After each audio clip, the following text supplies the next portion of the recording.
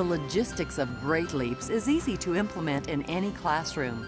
Tutoring sessions should take place in a comfortable, well-lit area free of distractions. Try to have your environment, it needn't be quiet, but it should be free of the distractors and disruptors.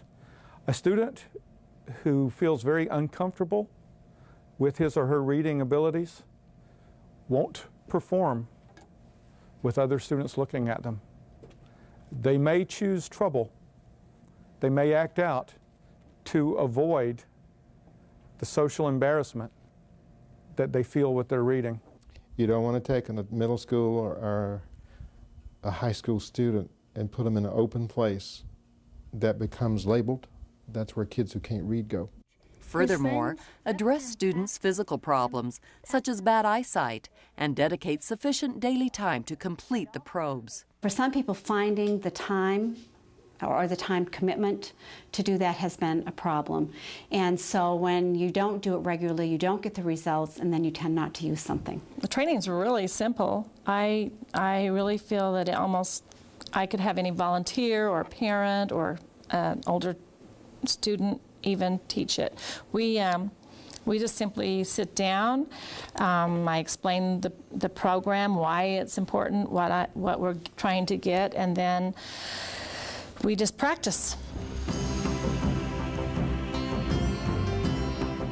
Great Leaps has been successfully implemented in numerous situations that utilize parents at home, private therapists and tutors, church volunteers, school secretaries, and librarians. It has even been used in prisons and juvenile detention centers. When I saw the inmates, I've taught middle school most of my life, and I saw my boys. Though they were grown up and big, I was seeing sixth graders, and I took ownership of that because I know those guys can't read. I've heard 80% of them read at third grade or lower.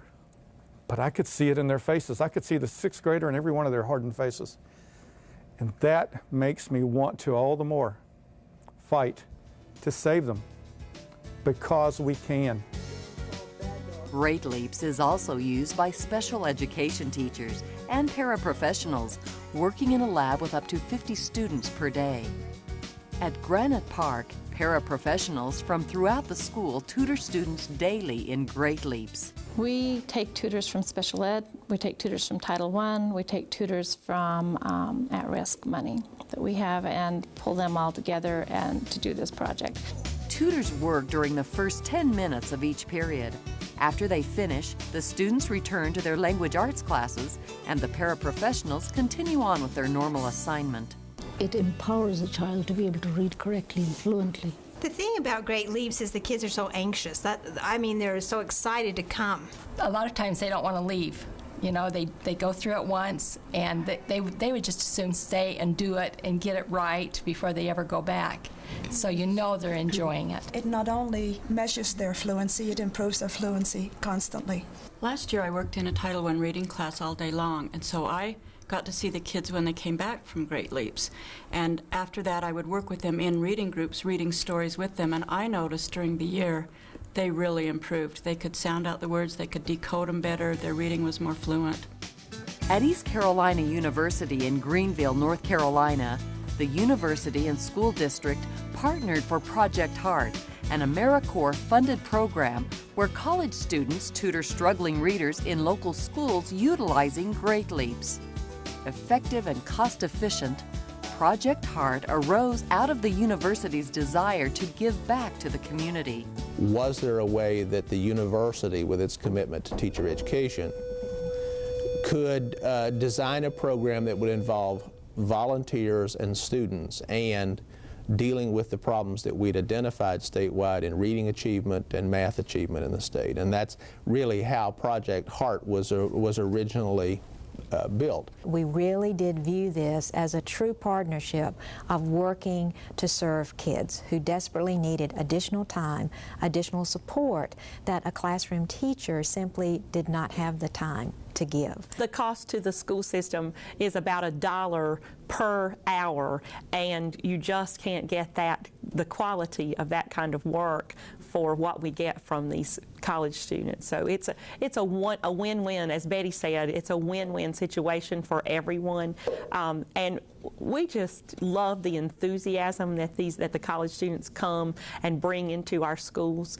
Each member is assigned 10 students, and they work with these children, these students, for an entire year, at least 3 times, hopefully 4 and sometimes 5 times a week.